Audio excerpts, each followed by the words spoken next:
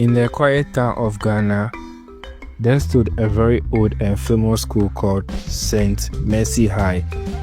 It had tall white buildings, big trees, and a small chapel where students prayed every morning.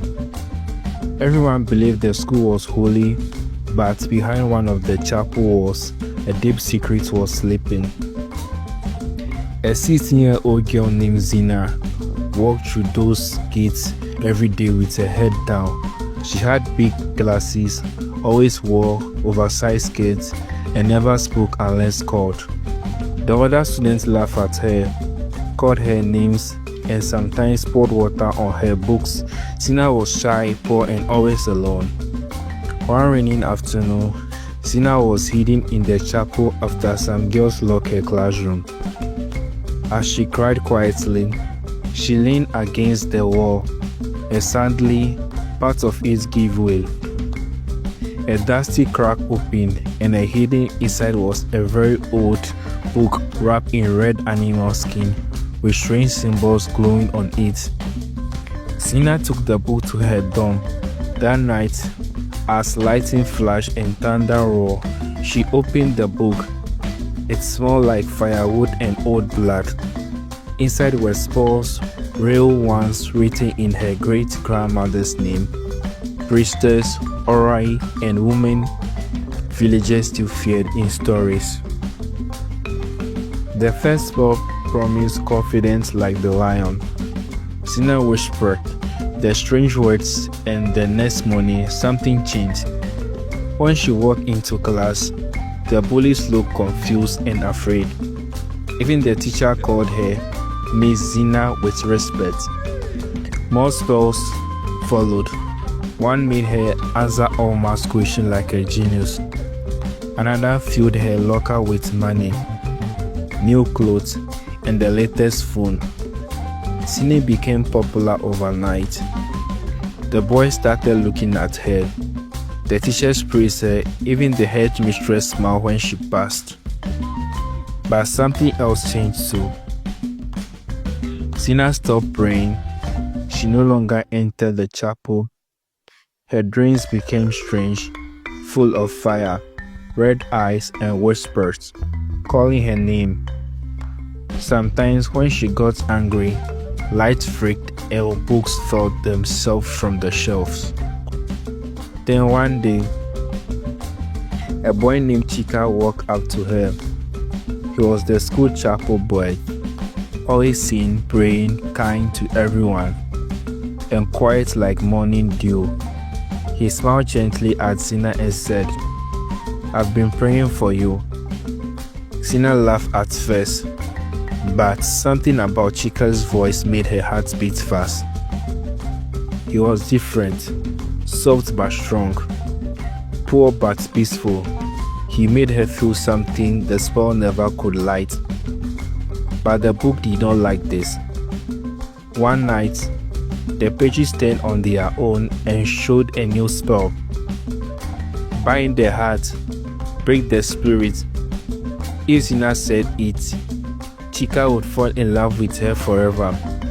But deep inside, she knew it would not be real love. The next morning, Zina stood in front of a mirror, the spell on her lips. Her eyes glowed for the first time. Would she see it? The battle inside her began.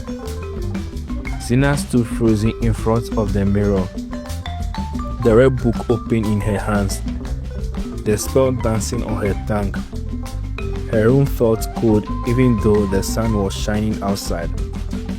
The words bind their hearts, break the spirit, glow like fire on the page.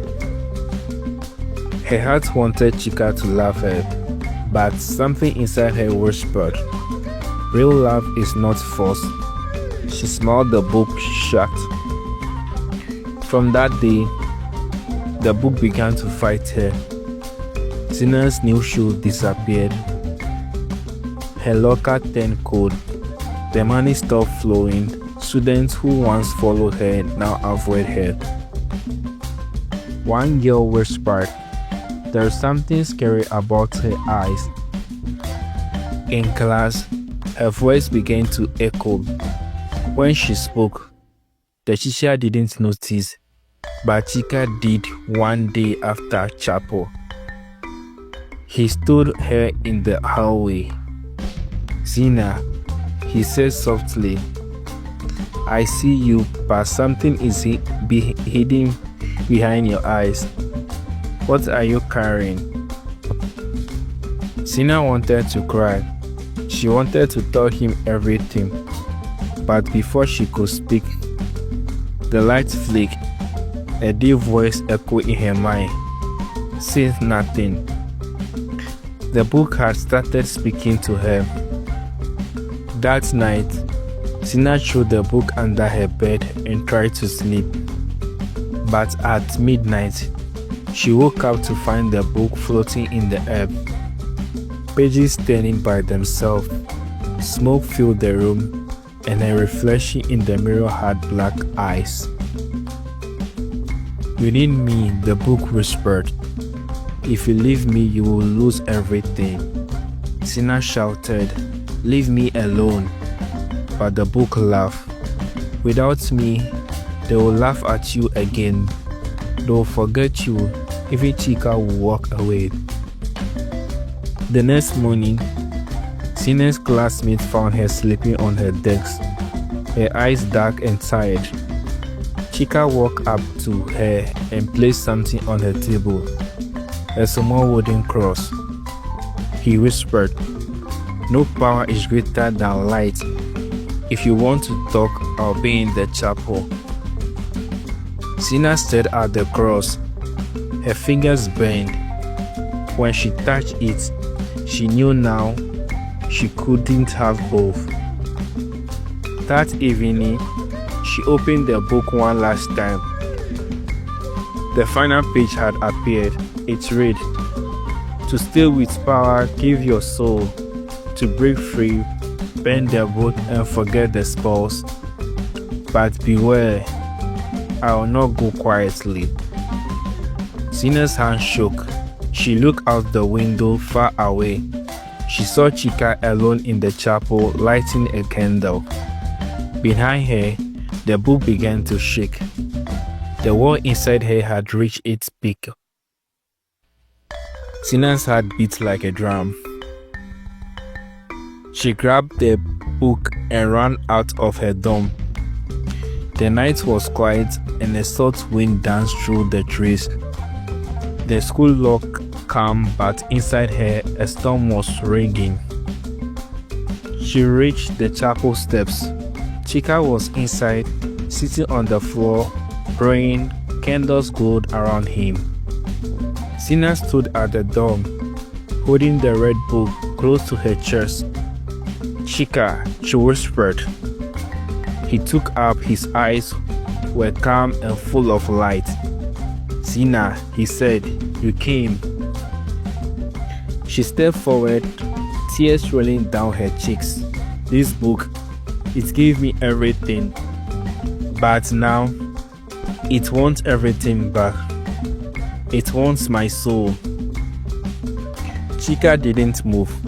He said gently, "Then it's time to end it." Zina nodded slowly. She took one last took of the book, each page now flipping wildly. Like winds in a storm, a voice streamed from within. "Don't do this. You will be nothing again." Chike stood beside her. He handed her a candle. "Light it," he said, and placed it on the book. Zina's hands trembled, but she lit the candle. As soon as the wax touched the cover, the book screamed. Black smoke shot out and filled the chapel. The walls shook. The candle blew out. The book flew into the air, spinning, screaming in a voice that was no longer human. Sadly, Zina fell to her knees. The book hovered above her head, whispering fast and loud. "You need to remember how they laughed, how they spat on you. I made you strong. You are all me." Then Zina remembered her mother's voice long ago. "You are not weak, my daughter. You carry the fire of your grandmother, but your heart must choose light." Zina stood up, her voice cracked the air. "I choose love, I choose faith, I choose myself." She chewed the candle again. This time, it hit the book and the fire burst out. A scream louder than thunder filled the chapel. The window shattered. The chapel shook. Chike held her hands tightly. The book turned to ash. Then silence. The black smoke disappeared. The air smelled of burnt clothes and holy oil. The chapel grew softly in golden light. Zina stood in the middle, her hair messy, her eyes clear, the small marks on